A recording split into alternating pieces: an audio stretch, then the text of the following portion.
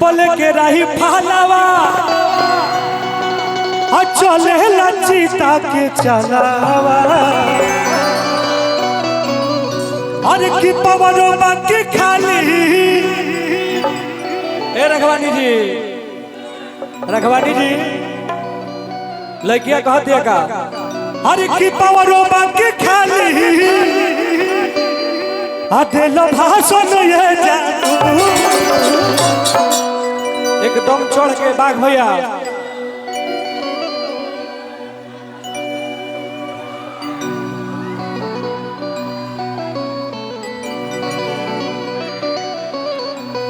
अरे तनमवा धो दे भूत पर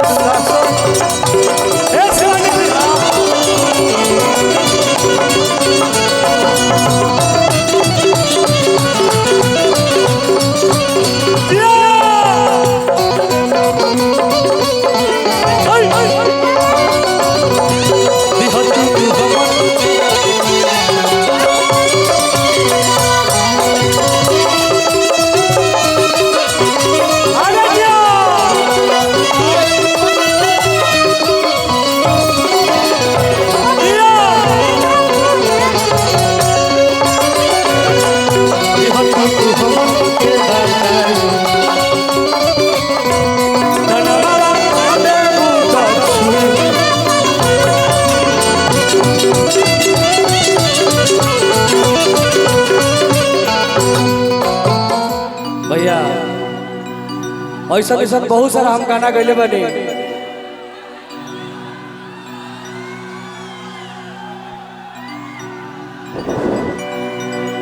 अरे किसी से संपर्क बाटे दिल्ली सरकार से अरे किसी से संपर्क बाटे दिल्ली सरकार से अरे की करीला बिलोंग रानी अरे की करीला बिलोंग रानी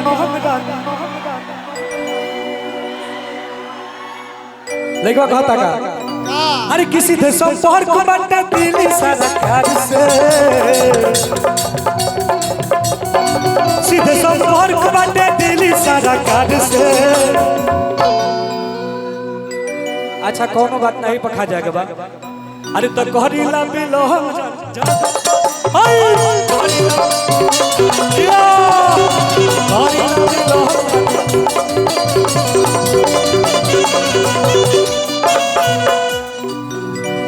रे पगली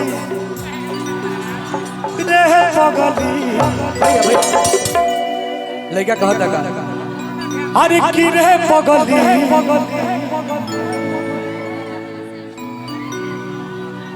शर्ट सॉन्ग गाएंगे इसके बाद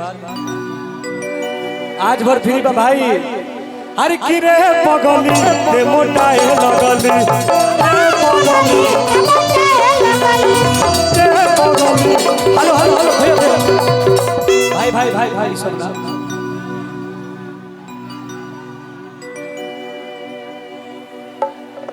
अरे की सरकार के नहीं रंगदार के अदालत हो करे के पड़ी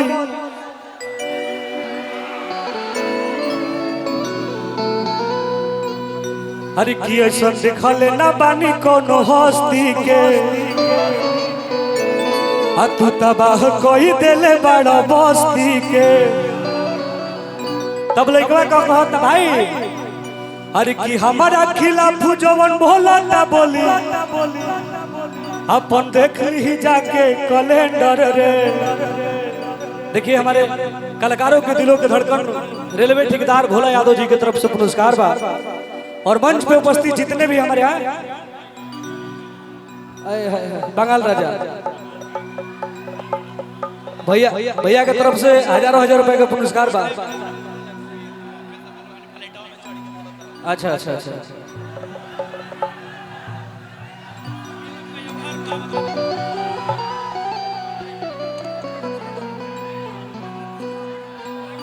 रखवानी जी ले ली बड़ी प्यार से मिलेला गोलू भैया गोलू भैया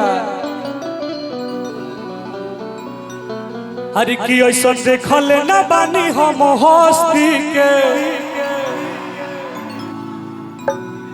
तू तो गर्दा मचाई देल बस्ती के। तब लइकवा कहता का अरे कि हमारा खिलाफ जवन बोले ना बोली अपन देख ली जाके कैलेंडर रे।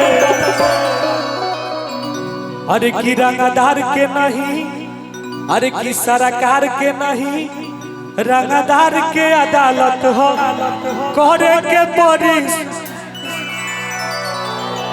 आओ भैया, अरे तो रंगदार के नहीं, रंगदार के अदालत करे के पड़ी। रंगदार के नहीं, रंगदार के अदालत करे के। ऐसा देखल न बानी हम हस्ती के, तू तो गारा मचोले बड़ा बस्ती के। ऐसा देखल न बानी हम हस्ती के, तू तो गारा मचाई दे बस्ती के। अरे हमारा खिलाफ जवन बोला ना बोले। भैया भैया भैया भैया देखिए हमारे गार्जियन लोगों की तरफ से बहुत बहुत पुरस्कार।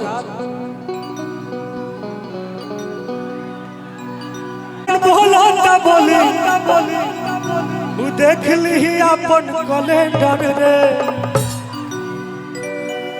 अरे तो सरकार के नहीं, रंगदार के अदालत हम करे के।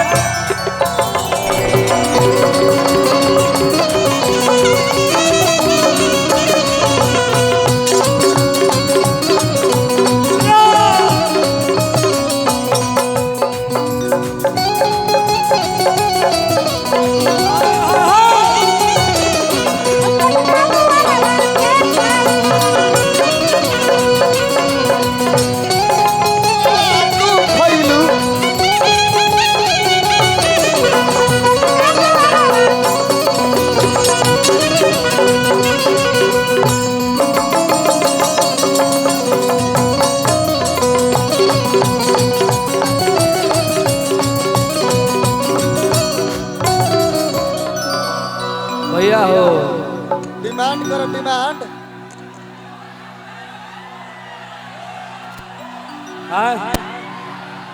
अरे हमारे पास रखवानी जी है। हेलो हेलो भैया, ट्रस्ट पर से उतर जाइए, ट्रस्ट गिर जाएगा। हटिए। अरे की जवन राइफल चमकावत तोरा इशारा पर। ट्रस्ट पर से हट जाइए भैया, ट्रस्ट पर से गिर जाएगा। ट्रस्ट पर से हटिए। दीपू भैया, ट्रस्ट पर से हटवा दीजिए भैया, गिर जाएगा।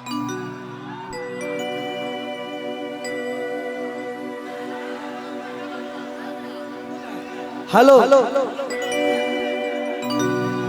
ऋषि भैया हेलो हेलो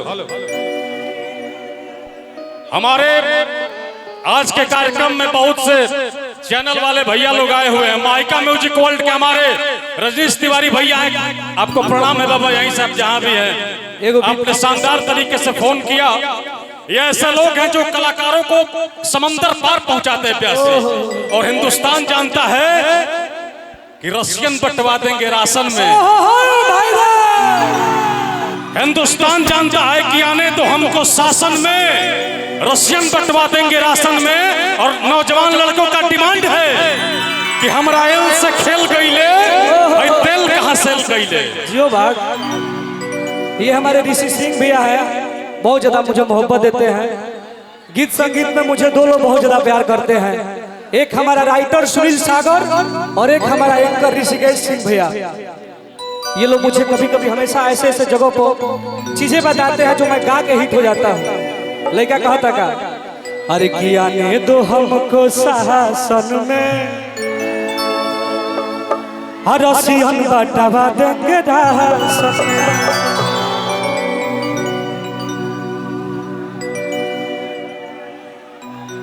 सब होई सब होई।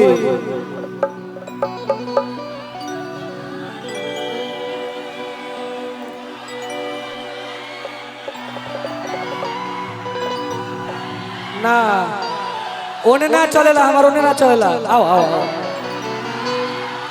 भैया।